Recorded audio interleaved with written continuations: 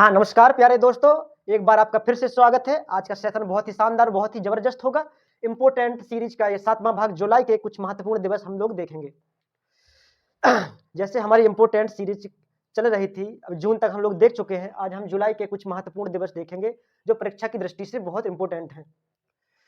तो हमको सबसे पहले देखते हैं 1 जुलाई। जो हम पढ़ रहे हैं, एकदम कॉन्सेप्ट बेस पढ़ रहे हैं। साथ-साथ इसके बारे में जानेंगे कि क्यों मनाया जाता है और उसके साथ जो परीक्षा की दृष्टि से इम्पोर्टेंट क्वेश्चन है, उन सबको भी एक साथ देखते चलेंगे। तो देखते हैं सबसे पहले 1 जुलाई। 1 जुलाई को मनाते हैं राष्ट्रीय चिकित्सक दिवस। क्या राष्ट्रीय चिकित्सक दिवस किसकी याद में मनाते हैं?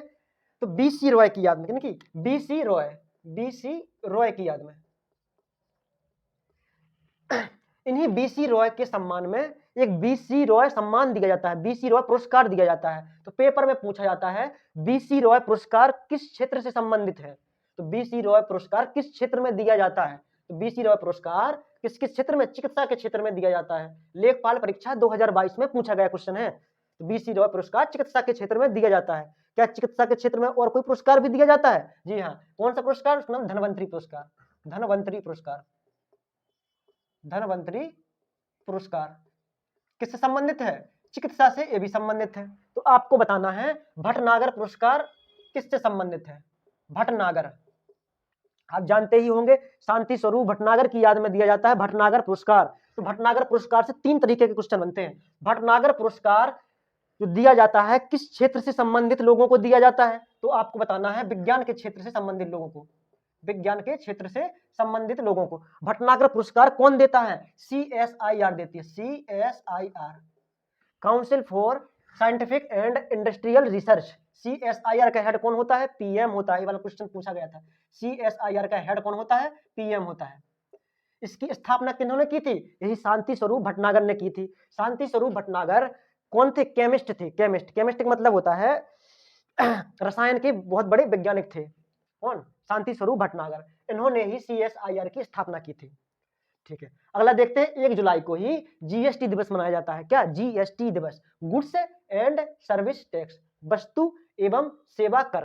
क्या? वस्तु एवं सेवा कर, गुड्स एंड सर्विस टैक्स। तो ये संविधान में कब से आया? संविधान में 101वां संविधान संशोधन किया था। कौन सा? 101वां संविधान संशोधन।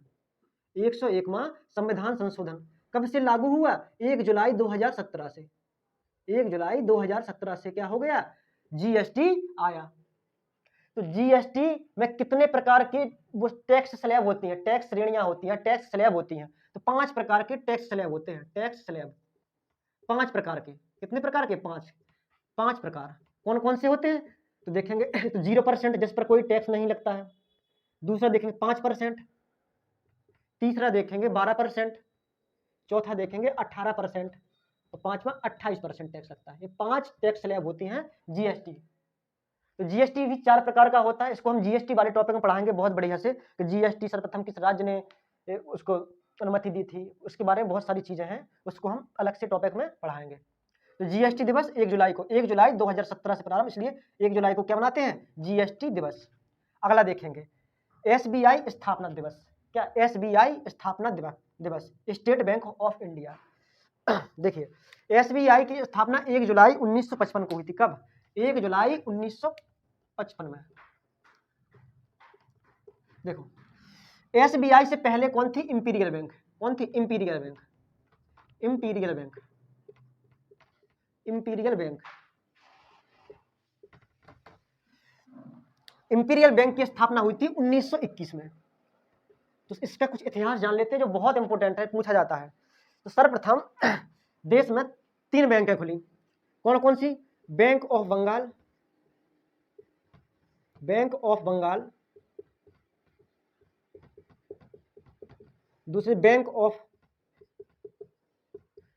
ऑफ मद्रास, तीसरी थी bank of Bombay, bank of Bombay. 1806 में, 1840 और 1843।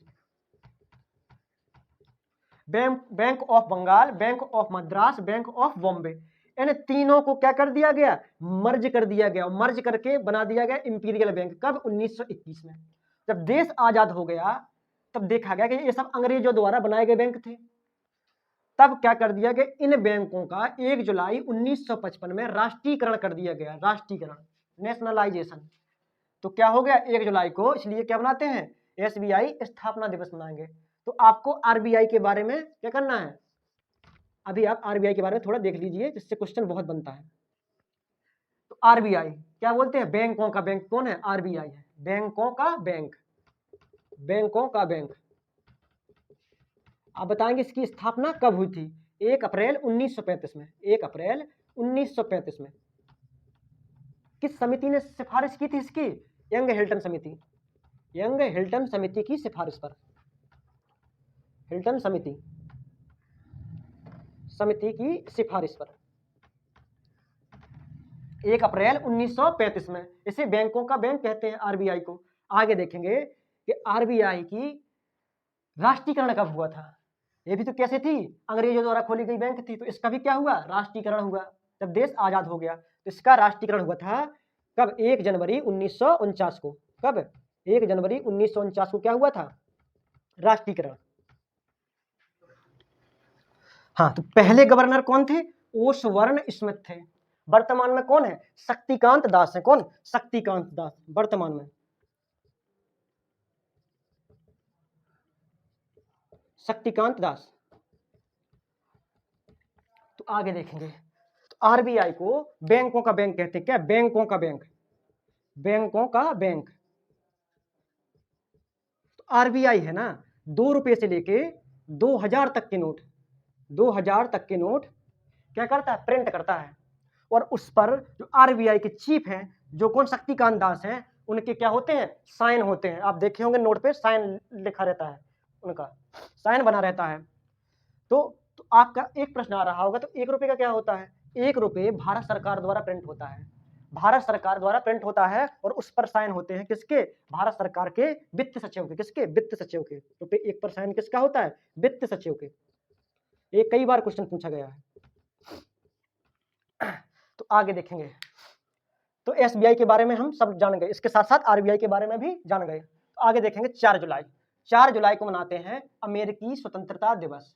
क्या अमेरिका आजाद हुआ था, किससे आजाद हुआ था, उन्हीं से जिनसे हम लोग आजाद हुए थे, किससे, ब्रिटेन से आजाद। ब्रिटेन ने अमेरिका को भी क्या कर लिया, गुलाम बना के रखा था। तो 4 जुलाई 1976, कब, सॉरी 4 जुलाई 1776 में क्या हो गया था, अमेरिका आजाद हो गया था। तो इसके साथ साथ आप एक क्वेश्चन और बताएंगे कि भारत, सॉरी विश्व का सबसे पहले लिखित संविधान किस देश का था, सबसे पहले लिखित संविधान किसका था, किसका था, अमेरिका का। अमेरिका का क्या था, सबसे पहले लिखित संविधान किसका, अमेरिका का था। कब लिखा गया था भी ये, 1789 में लागू हो गया था, जिनका संविधान था 1789 में लागू, 1787 में क्या हो गया था, लिख के कंप्लीट हो गया था, और 1789 में लागू हो गया था। विश्व का पहला क्या है, लिखित संविधान। पूछेगा लिखित की बात कर रहे हैं, तो अलिखित किसका है, अलिखित किसका है, ब्रिटेन का है, ब्रिटेन। तो बोलेंगे किस देश का संविधान अलिखित है, तो आप बताएंगे ब्रिटेन का। ये क्वेश्चन और बनता है, तीसरा क्वेश्चन क्या, तो आपको सब नोट करते जाना है। तीसरा क्वेश्चन क्या है, विश्व का सबसे बड़ा लिखित संविधान, विश्व का सबसे बड़ा लिखित संविधान किसका है, तो आप बताएंगे जी हमारे भारत का। किसका, हमारे भारत का। क्या है, विश्व का सबसे बड़ा लिखित संविधान है। तो सबसे पूछा जाए विश्व का सबसे पहला लिखित, तो अमेरिका का। अलिखित किसका है, जिसका लिखा हुआ नहीं है, ब्रिटेन का। और सबसे बड़ा लिखित, भारत का। 3 क्वेश्चन इससे कंप्लीट हो गए अपने। आगे देखें 11 जुलाई, 11 जुलाई को क्या मनाते हैं, विश्व जनसंख्या दिवस। तो क्या हुआ था, 11 जुलाई 1984 को हमारी जनसंख्या 5 बिलियन हो गई थी, 5 बिलियन, लगभग 500 करोड़, कितना, 500 करोड़ हो गई थी। तो उसी को ध्यान में रखते हुए 11 जुलाई को क्या मनाते हैं, विश्व जनसंख्या दिवस, कि जनसंख्या को कंट्रोल करना है। इस समय 8 बिलियन हो चुकी है, 800 करोड़ हो चुकी है, तो इसको क्या है, कंट्रोल करने की जरूरत है। तो एक एक लोगों को कंप्लीट करना है, 1 से 11, इस प्रकार से याद रख लेंगे, एक एक को क्या करना है, जनसंख्या को कंट्रोल करना है। आगे देखेंगे 20 जुलाई, 20 जुलाई को क्या मनाते हैं, अंतरराष्ट्रीय शतरंज दिवस। क्या, इसको बोलते हैं चेस, शतरंज को क्या बोलते हैं, चेस। तो पूछा जाता है कि चेस का जन्म कहाँ पे हुआ है, तो चेस भारत का खेल है। किसका? भारत का खेल है। इसका जन्म भारत में हुआ था। तो 20 जुलाई को मनाते हैं अंतरराष्ट्रीय शतरंज दिवस। इंटरनेशनल चेस फेडरेशन, क्या? International chess federation, chess federation, federation जिसका हेडक्वार्टर कहाँ है? ये वाला क्वेश्चन पूछा गया था, कहाँ? लुसाने में। अंतरराष्ट्रीय चेस फेडरेशन की स्थापना हुई थी 20 जुलाई को, 20 जुलाई 1924, 1924। तो तभी से 20 जुलाई को क्या मनाने लगे? विश्व अंतरराष्ट्रीय शतरंज दिवस।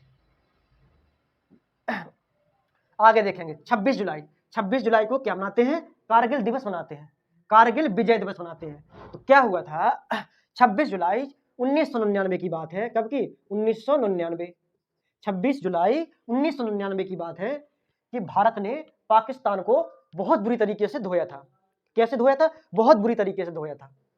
क्या हुआ था वैसा? देखो क्या हुआ। कारगिल पे क्या होता है? ऊंची ऊंची पहाड़ियां हैं। तो जब का इस समय कारगिल पे इस साल में ऐसा होता था, जब जैसे हिम गिरती थी, हिम मतलब बर्फ, जैसे जैसे ही बर्फबारी होती थी तो दोनों के बीच अंडरस्टैंडिंग थी कि जैसे ही बर्फबारी होगी तो अपने अपने सैनिक क्या हो जाएंगे? वापस चले जाएंगे, क्योंकि चोटी 18,000 ऊंचाई पे थी, 18,000 फुट ऊंची चोटियां, वहां पे सेना रहती थी तैनात। ठंडियों के समय में क्या होती थी?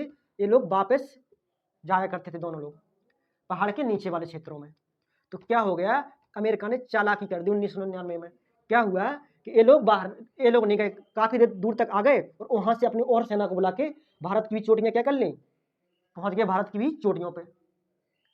तो जैसे ही भारत को मालूम चला, -10 डिग्री सेल्सियस था, -10 डिग्री सेल्सियस पे, तो वहां के जो भेड़ चराने वाले जाते थे तो उन्होंने भारत को सूचना दी, आर्मी को सूचना दी कि वहां पर कोई पाकिस्तान के लोग रहने लगे हैं। तब भारत ने क्या किया? उनको भगाने के लिए आक्रमण किया और बहुत बुरी तरीके से धोया। तो उस समय एक ऑपरेशन चलाया था, ऑपरेशन का नाम क्या था? कई बार पेपर में पूछा गया, ऑपरेशन तलवार। क्या? ऑपरेशन तलवार। तो आपको क्या रखना है याद? कारगिल विजय दिवस 26 जुलाई 1999 को भारत ने पाकिस्तान को धोया था। आगे देखेंगे 28 जुलाई। 28 जुलाई क्या है? विश्व हेपेटाइटिस रोग दिवस। क्या? विश्व हेपेटाइटिस दिवस। क्या? हेपेटाइटिस दिवस। तो हेपेटाइटिस पेपर में पूछा गया था कि हेपेटाइटिस किस अंग में होता है? तो आप बताएंगे हेपेटाइटिस लीवर में होने वाला रोग है। इसमें क्या हो जाता है? लीवर में सूजन आ जाती है। क्या? सूजन आ जाती है।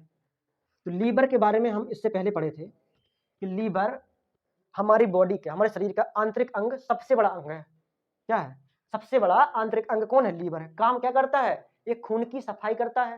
क्या करता है? खून को टॉक्सिक फ्री करता है। और नंबर दूसरा क्या करता है? भोजन को डाइजेस्ट करता है। ये लीवर के काम है। तो हेपेटाइटिस भी लीवर में सूजन कर देता है। उसके प्रति जागरूक रहने के लिए 28 जुलाई को विश्व हेपेटाइटिस दिवस मनाते हैं। आगे देखें 29 जुलाई। 29 जुलाई को क्या मनाते हैं? अंतरराष्ट्रीय बाघ दिवस मनाते हैं 29 जुलाई को। देखिए क्या हुआ था? 2010 की बात है। रूस का एक शहर है सेंट पीटर्सबर्ग। क्या हो? Saint Petersburg, Petersburg. यहाँ पे सेंट पीटर्सबर्ग घोषणा होती है। क्यों घोषणा होती है? 13 देशों ने की थी। क्यों की थी? क्योंकि देश, पूरे विश्व के 97% बाघ क्या हो गए थे? विलुप्त हो गए थे या उनका शिकार हो गया था। तो लगभग 3000 बाघ केवल पूरे विश्व में शेष बचे थे। तो उनके संरक्षण के लिए कहा गया 2010 से लेकर 2022 तक हमको बाघ की संख्या दोगुनी करना है। भारत ने यह लक्ष्य 2018 में ही क्या कर लिया था? प्राप्त कर लिया था। पूरे विश्व का 70% बाघ कहां पे है? भारत में है। अब बाघ क्या होता है? बाघ बिल्ली की ही क्या होती? जाति की होती है। बिल्ली की एक प्रजाति होती है, धारी वाली बिल्ली होती है। जो सबसे बड़ी बिल्ली होती है वही बाघ कहलाती है। तो उनके संरक्षण के लिए क्या है? अंतरराष्ट्रीय बाघ दिवस मनाया जाता है। तो भारत ने इससे पहले भी वन्य जीवों के संरक्षण के लिए क्या कर लिए थे? नियम बना लिए थे। कब बना लिए थे? 1972 में। तो वन्य जीव संरक्षण अधिनियम 1972 को एक बार देख लेंगे, पेपर से पूछा जाता है बहुत ज्यादा। क्या देखेंगे? वन्य जीव संरक्षण अधिनियम 1972।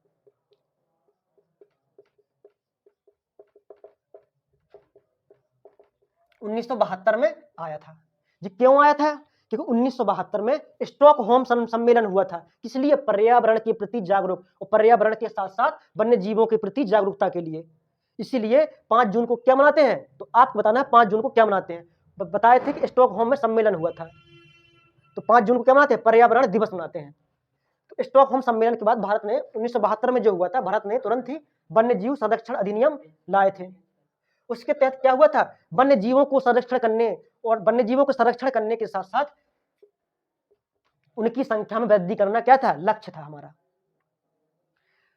तो आगे देखेंगे भारतीय संविधान में वन्य जीवों के संरक्षण के लिए कुछ उपाय किए गए हैं कि नहीं? तो जी हाँ, किए गए हैं। देखो 1972 में आया था, इसी के साथ 1976 में क्या हुआ? भारत के संविधान में संशोधन किया गया। कौन सा? 42वां संविधान संशोधन, 42वां संविधान संशोधन 1976। उसके तहत क्या हुआ कि जो वन्य जीव थे ना, वन्य जीव, वन और वन्य जीव, ये पहले किसका हिस्सा थे? राज्य सूची का विषय था। किसका? राज्य सूची का विषय। जैसे अनुसूची 7 में क्या है? शक्तियों का क्या है? शक्तियां दी गई हैं। केंद्र के कितने विषय हैं, राज्य के कितने विषय हैं, और दोनों के समवर्ती सूची में कितने क्या विषय हैं उनको, तो अनुसूची 7 में है। तो क्या था? पहले वन और वन्य जीव किसमें थे? राज्य सूची का विषय थे, लेकिन 42वां संविधान संशोधन के तहत इसे समवर्ती सूची का क्या बना दिया गया? विषय बना दिया गया। 42वां संविधान संशोधन 1976 के द्वारा क्या हो गया? वन और वन्य जीव समवर्ती सूची का विषय होंगे, समवर्ती सूची का विषय। कि केंद्र भी उसके लिए कुछ फैसले करेगी, केंद्र भी उसके लिए नई नई योजनाएं लेके आएंगी, और राज्य तो अपने स्तर पर करेगा ही करेगा। राज्य सूची का मतलब होता है केवल उस पर कानून राज्य बनाएगा, और संघ सूची का मतलब होता है उस पर कानून केवल केंद्र बनाएगा, और समवर्ती का सूची का मतलब होता है कि उस पर कानून केंद्र और राज्य दोनों बनाएंगे। तो और कहां पे है? और है 42वां संविधान संशोधन के तहत भारतीय संविधान में एक भाग जोड़ा गया था, भाग 4A।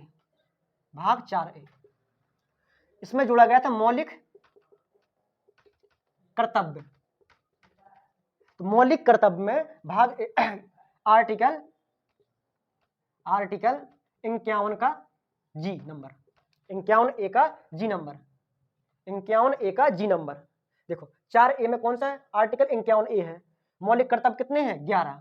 42 में संविधान संशोधन से जोड़े गए थे 10, बाद में एक संविधान संशोधन और हुआ था, तो उसके तहत 11वां मौलिक कर्तव्य जोड़ा गया था। तो इसमें क्या कहा गया? इसमें कहा गया है प्रत्येक नागरिक का कर्तव्य है कि वन्य और वन्य जीवों का संरक्षण करना, उनकी रक्षा करना, पर्यावरण की रक्षा करना, वन्य और वन्य जीवों का संरक्षण करना प्रत्येक नागरिक का कर्तव्य है। जब वन्य जीव संरक्षण 1972 आए, उसके 4 साल बाद ही ये सब संविधान में परिवर्तन किया गया। तो आगे देखेंगे डीपीएसपीबी में भी क्या है? संशोधन किया गया। डीपीएसपीबी में directive principle of state policy, राज्य जो नीतियां बनाएंगी उनमें भी क्या होना चाहिए? वन और वन्य जीवों के लिए संरक्षण होना चाहिए, उनको ध्यान में रखते हुए भी नीतियां बनाए। कहां? आर्टिकल 48A में, 48A में कि राज्य का कर्तव्य है कि अपनी नीतियां बनाते समय वन्य और वन्य जीवों के संरक्षण पर भी ध्यान दे, या वन्य और वन्य जीव संरक्षण के लिए भी कानून बनाए। ठीक है। अंतर्राष्ट्रीय बाघ दिवस, वन्य जीव संरक्षण अधिनियम का एक और देखेंगे टॉपिक, इसकी अनुसूचियां हैं। इसकी अनुसूची 1 में वन्य जीव संरक्षण 1972 जो कानून बना था, उसकी अनुसूची 1 में क्या कहा गया? ऐसे जीवों को लिया गया जो लुप्त प्राय की श्रेणी में आते हैं, तो उनको लुप्त होने वाले हैं, वो संकट है उन पर। जैसे काला हिरन हो गया, काला हिरन, एशियाई शेर हो गया, एशियाई शेर, हिमालय भालू हो गया, हिमालयी भालू हो गया। ये सब क्या है? लुप्त प्राय श्रेणी के संकट वाली श्रेणी में आती हैं। किसमें? संकट वाली श्रेणी में आते हैं। यदि इनका कोई शिकार करेगा तो उस पर क्या है? उसको कठोर सजा मिलेगी। ये क्या है? अनुसूची 1 में। किसमें? वन्य जीव संरक्षण अधिनियम जो बना था उसकी अनुसूची 1 में। तो क्या हुआ था? सलमान खान ने क्या किया था? इसी काले हिरन को क्या किया था? मारा था, शिकार किया था। तो इसीलिए सलमान खान को आज तक केस, काफी दिनों तक केस क्या हुआ था? चला था, कई बार जेल गया सलमान खान केवल काला हिरन मारने के चक्कर में। क्यों? क्योंकि ये वन्यजीव संरक्षण अधिनियम का पहले अनुसूची में था। ये संकटमय श्रेणी में आते हैं, संकटमय श्रेणी में। आपको इतनी बात समझ में आई होगी। तो आगे देखेंगे 30 जुलाई। 30 जुलाई को क्या मनाते हैं? अंतरराष्ट्रीय मित्रता दिवस। क्या? अंतरराष्ट्रीय मित्रता दिवस, कि सभी देश के, सभी विश्व में सभी लोग सौहार्द की भावना से, क्या, मित्रता की भावना से एक दूसरे के साथ रह सके। तो क्या इसी के लिए, इस उद्देश्य से यूनाइटेड नेशन ने 30 जुलाई को अंतरराष्ट्रीय मित्रता दिवस मनाने का क्या किया था? निश्चय किया था। तो अंतरराष्ट्रीय मित्रता दिवस। तो आप लोगों को आज का सेशन कैसा लगा, आप लोग बताएंगे। तो मिलते हैं अगले टॉपिक में फिर से, तब तक के लिए धन्यवाद। तो आप लोगों को क्या करना है? चैनल को सब्सक्राइब करना है, शेयर करना है और लाइक जरूर करना है। धन्यवाद।